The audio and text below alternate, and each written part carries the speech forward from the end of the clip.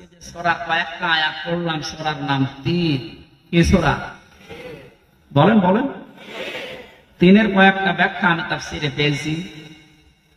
তিন হচ্ছে একটা মসজিদের নাম।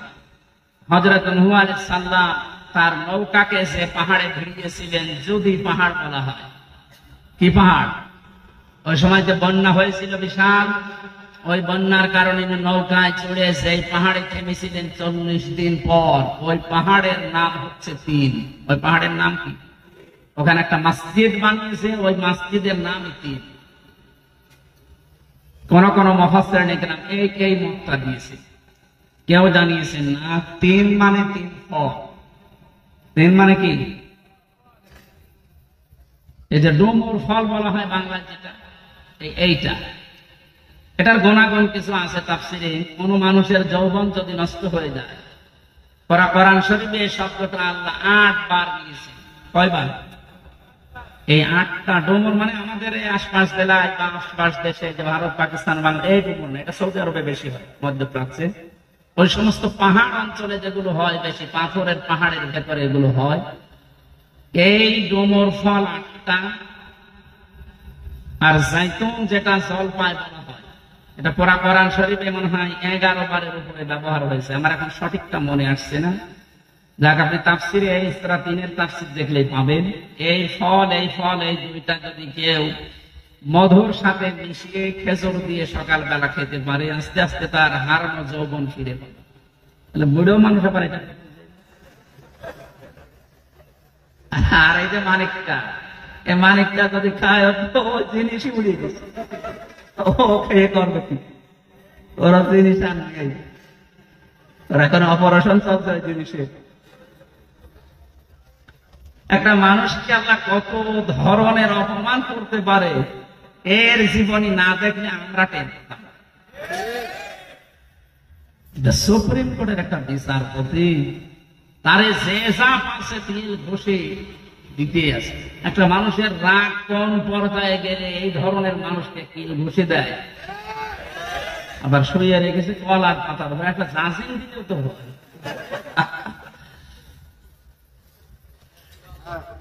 এই দেখেন এখানে বড় কবিরাজ বসে আছে, হাফেজ মাওলানা আলহাজ আব্দুল জলি। অনেক বড় কবিরাজ। আপনাদের এলাকায় থাকে কোন জায়গায় জানেন? আল্লাহ রাব্বুল আলামিন তিন, জাইতুন, এগুলোর কসম কেটে কিছু গুরুত্বপূর্ণ জিনিস আমাদের দৃষ্টি আকর্ষণ করেছেন। ওয়াত-তিনি ওয়াজ-জাইতুনি ওয়া তুরি সিনিন ওয়া হাদাল বালাদিল আমিন। এই যে জাইতুন, যে শব্দটা আমি তাফসীরের ভেতরে পেয়েছি ইবনে কাসিরে, হযরত মুসা আলাইহিস সালাম, হযরত ঈসা আলাইহিস সালাম, এই যে মসজিদ নিয়ে এখনো পর্যন্ত গন্ডগোল থামে না। বাইতুল মুকাদ্দাস, ওখানে যে মসজিদ আছে, এই মসজিদের নাম হচ্ছে জাইতুন। কোন কোন তাফসীরে পেয়েছি আল্লাহ এই সমস্ত কথা কসম দিয়ে দিয়ে বলছিলেন। ওয়াত-তিন, এর আগে ওয়া আছে, এটা ওয়ায়ে কসমিয়া। এখানে শিক্ষা কি? আমি যতগুলো তাফসীর এই ওয়ার সাথে মিলিয়েছি, মুফাসসিররা নাম লিখেছেন আল্লাহ কসম দিয়েছেন। কেন? কারণ যে বিষয়টা উনি বোঝাতে চাচ্ছেন, ওই বিষয়টা মানুষের জীবনের সাথে সম্পর্কিত। যে বিষয়ের সাথে সম্পর্কিত আলোচনা আল্লাহ করতে চান, ওই বিষয়ের কসম আল্লাহ আগে দেন। মানুষের জীবনের সম্পর্ক যেহেতু সময়ের সাথে, এজন্য সময়ের কসম দেওয়ার আগে আল্লাহ ওয়া ব্যবহার করেছেন। ওয়াল আসরি, সময়ের কসম। যে বিষয়টা আমি আবার বলছি, উনি যেটা জানাতে চায়, ওই বিষয়টার আগে উনি কসম করেন মানুষকে সতর্ক করার জন্য। আমরাও তো দুনিয়ায় কসম করি বা করব, কার নামে? আল্লাহর চাইতে বড় যেহেতু আর কেউ নেই, এই জন্য আমাদের কসম করা লাগবে শুধুমাত্র আল্লাহর নামে, তাছাড়া আর কারো নামে কসম করা জায়েজ নেই। কিন্তু উনি যেহেতু বড়, ওনার চাইতে আর কেউ বড় নেই, ওনারও তো কসম করা লাগছে। উনি কসম করেন তখন এইটা দেখে যে আমি কি বলতে চাই, ওই বিষয়টা আগে নিয়ে এসে কসম কাটেন। আল্লাহ পাক এখানে যে কথাগুলো বলতে যাবেন তার আগে এই কসমগুলো দিচ্ছেন মানুষের জীবনের সাথে এগুলোর সম্পর্ক। তিন, মানুষের শরীরের জন্য চাইতো, মানুষের শরীরের জন্য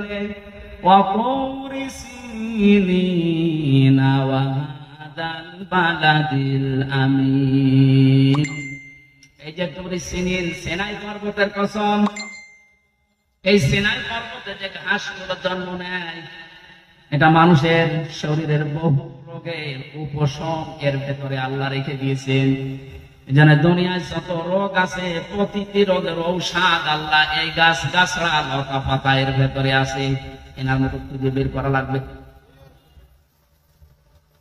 হযরত মুসা আলাইহিস সালামের ঘটনা পড়লাম এই জায়গায়, তাফসীর আকারে কথা বলছি, এজন্য থেমে থেমে বলছি, আমি সুর দিচ্ছি না। কোরআনে কারিমে হযরত মুসা আলাইহিস সালামকে আল্লাহ 40 জন নিয়ে গিয়েছিলেন কথা বলার জন্য। যে ময়দানে তিনি কথা বলতেন ওই ময়দানটার নাম তুরে সিনিন, সিনাই পর্বত বলা হয়। আল্লাহ পাক নিজে তার সাথে কথা বলার কারণে নামটাই পাল্টে গেছে কালিমুল্লাহ। মুসার নাম কি? তিনি আল্লাহর সাথে কথা বলতেন।